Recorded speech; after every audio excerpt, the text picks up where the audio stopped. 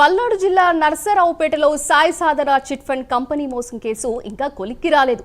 ఈ క్రమంలో బాధితులు సమావేశమయ్యారు. జైలులో ఉన్న చిట్ ఫండ్ యజమాని పాలడుగు పుల్లారావుతో పాటు వారి కుటుంబ సభ్యులను విచారించాలని, బినామీ పేర్లతో ఉన్న ఆస్తులను గుర్తించాలని బాధితులు డిమాండ్ చేస్తున్నారు. బాధితులకు న్యాయం చేకూరేలా అసెంబ్లీలో ప్రస్తావించాలని స్థానిక ఎమ్మెల్యే మంత్రులకు విజ్ఞప్తి చేయమన్నారు. అంతేకాకుండా ఎమ్మెల్యే అరవింద్ బాబుతో పాటు కలిసి మంత్రి లోకేష్ తో భేటీ అయ్యేందుకు బాధితులు సిద్ధమవుతున్నారు. దీని గురించి మరింత సమాచారం మా ప్రతినిధి రవికృష్ణ అందిస్తారు. రవికృష్ణ, చెప్పండి. సింధు, ఏదైతే ఈ సాయి సాధన చిట్ ఫండ్కి సంబంధించినటువంటి ఇష్యూ ఉందో అదైతే మాత్రం దాంట్లో పెట్టుబడులు పెట్టినటువంటి వాళ్ళు, చిట్స్ కట్టినటువంటి వ్యక్తులు ఎవరైతే ఉన్నారో వాళ్ళైతే తీవ్ర ఆందోళన చెందుతున్న పరిస్థితి కనపడింది. ఈ సాయి సాధన చిట్ ఫండ్కి సంబంధించిన ఎవరైతే యజమాని అయినటువంటి పాలడుగు పుల్లారావు ఉన్నాడో ఆయనైతే ఒక నెల రోజుల క్రితం తాను ఐపీ దాఖలు చేసినట్లు కూడా చెప్పాడు. దీనికి సంబంధించి మొత్తంగా కూడా 600 మంది బాధితులు ఉన్నారు. ఆ చిట్స్ కట్టినటువంటి వాళ్ళు, కొంత పెట్టుబడులు పెట్టినటువంటి వాళ్ళు మొత్తం కూడా 600 మంది బాధితులు ఉన్నారు. మొత్తం టోటల్గా కూడా 200 కోట్ల నుంచి కూడా 450 కోట్ల దాకా కూడా ఐపీ పెట్టేటువంటి అవకాశం ఉన్నట్లుగా కూడా తెలుస్తున్న పరిస్థితి అయితే కనపడింది. ప్రధానంగా కూడా ఎవరైతే దీనికి సంబంధించినటువంటి బాధితులు ఉన్నారో వాళ్ళు ఈ సాయి సాధన చిట్ ఫండ్కి సంబంధించి కేసు ఇచ్చిన మీదట ఆయన అయితే అరెస్ట్ చేసిన పాలడుగు పుల్లారావుని అరెస్ట్ చేయడం జరిగింది. అరెస్ట్ చేసి ప్రజెంట్ అయితే మాత్రం ఆయన రిమాండ్లో ఉన్నాడు. ఇటువంటి సందర్భంలో తనకు న్యాయం జరగదేమో అని బాధితులు అయితే తీవ్ర ఆందోళన చెందుతున్నారు. బాధితులు ఎవరైతే సాయి సాధన చిట్ ఫండ్కి సంబంధించినటువంటి బాధితులు ఉన్నారో వాళ్ళందరూ కూడా ఇప్పటికే 2-3 సార్లుగా కూడా వాళ్ళైతే మాత్రం సమావేశాలు ఏర్పాటు చేసుకోవడం తెలిసింది. తమకు మాత్రం న్యాయం జరిగే విధంగా చూడాలి, తాము ఎంతో కష్టపడి పైసా కూడబెట్టి డబ్బుల్ని కూడబెట్టి అక్కడ చిట్స్ కడితే దాన్ని ఈ విధంగా కూడా ఐపీ పెట్టేశాడు అని చెప్తూ ఉన్నారు. అలాగే మొట్టమొదటైతే మాత్రం వాళ్ళు నర్సరావుపేట ఎంపీ అయినటువంటి లావు శ్రీకృష్ణదేవరాయలు కలిశారు. అదేవిధంగా కూడా ఎంపీ మినిస్టర్ అయినటువంటి గొట్టిపాటి రవికుమార్ని కూడా కలవడం జరిగింది. దాని ద్వారా కొంతవరకైనా వాళ్ళకి మేలు జరుగుతుంది అని భావించారు. కానీ కూడా పట్టించుకోలేదు అనేటువంటి భావన ఎప్పుడైతే దీనికి సంబంధించిన చిట్స్కి సంబంధించినటువంటి బాధితులకి కలిగిందో వెంటనే కూడా వాళ్ళు మరింతగా కూడా తమ పోరాటాన్ని చేయాలని భావించారు. ఈ నేపథ్యంలోనే నిన్నైతే మాత్రం ఒక సమావేశాన్ని నిర్వహించడం జరిగింది.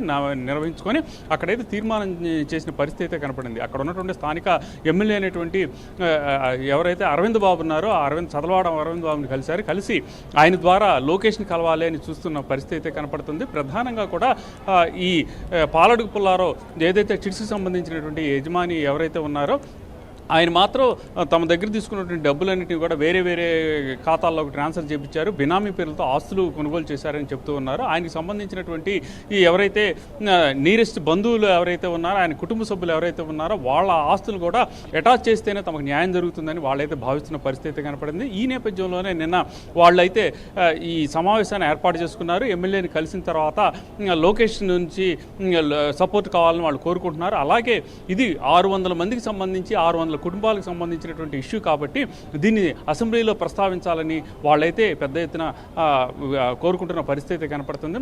వాళ్ళ ఆవేదనని గుర్తించాలని వాళ్ళైతే చెబుతూ ఉన్నారు. అదేవిధంగా కూడా ఈ దీంట్లో అసెంబ్లీలో ప్రస్తావించడం పాటు లోకేష్ని కూడా ఈ అంశం మీద కూడా పూర్తిగా దృష్టి పెట్టాలి. ఐపీ పెట్టినటువంటి ఎవరైతే ఈ పాలడుగు పుల్లారావు ఉన్నారో అతనికి సంబంధించినటువంటి ఆస్తులన్నింటినీ సీజ్ చేయించి తర్వాత విక్రయించి తమకు సంబంధించి తమకు ఇవ్వాల్సినటువంటి అమౌంట్లన్నీ వచ్చే విధంగా చూడాలని వాళ్ళైతే మాత్రం కోరుకుంటున్న పరిస్థితి కనపడుతుంది.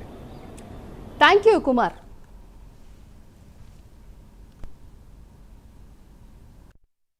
అంటే సిట్ వాళ్ళు స్పెషల్ ఇన్వెస్టిగేషన్ బాగానే జరుగుతుంది.